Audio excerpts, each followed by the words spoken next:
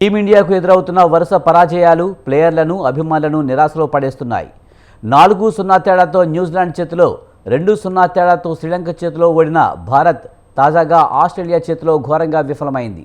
ICC world test ఛాంపియన్షిప్లో భాగంగా ఆస్ట్రేలియాతో జరుగుతున్న 5 టెస్టుల సిరీస్లో భారత్ 2 సార్లు ఆసీస్ చేతిలో ఓటమి పాలైంది. ఇక మెల్బోర్న్ వేదికగా జరిగిన 4వ టెస్ట్ మ్యాచ్లో గెలవకపోయినా డ్రా అవుతుందనుకున్న అభిమానుల ఆశల మీద భారత ప్లేయర్లు నీళ్లు చల్లారు. ఆస్ట్రేలియా గడ్డ మీద భారత్ ఆసీస్ మధ్య జరుగుతున్న 5 టెస్టుల సిరీస్లో 4వ టెస్టులో 184 పరుగుల తేడాతో ఘోర ఓటమిని చవిచూసింది. దీంతో టెస్ట్ ఛాంపియన్షిప్లో భారత్ 3వ స్థానంలోకి పడిపోయింది. ఈ టెస్ట్ సిరీస్లో 2-0 తేడాతో ఆస్ట్రేలియా ఆధిక్యంలో ఉంది. టాప్ ఆర్డర్లు విఫలమవడంతో పాటు అనుకూల పరిస్థితులను తమ వైపును తిప్పుకోలేక టీమిండియా ఓటముల పాలవుతుంది. ఇక అన్నీ తానే నడిపించవలసిన టీమిండియా సారథి రోహిత్ శర్మ బ్యాటింగ్లో రాణించలేకపోతున్నాడు.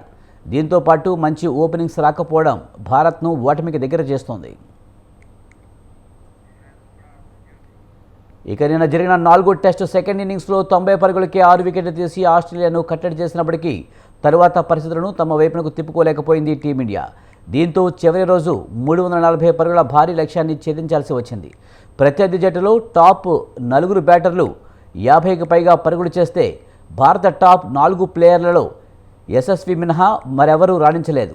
కష్టాల్లో ఉన్నప్పుడు నిలకడగా ఆడాల్సిన రిషబ్ పంత్ అనవసర షాట్లకు వెళ్తూ వికెట్ పోగొట్టుకుంటున్నాడు. మరో 12 ఓవర్ల వరకు భారత్ తన వికెట్లను కాపాడుకున్న మ్యాచ్ డ్రాగా ముగిసేదని క్రికెట్ ఎక్స్పర్ట్స్ అభిప్రాయపడుతున్నారు.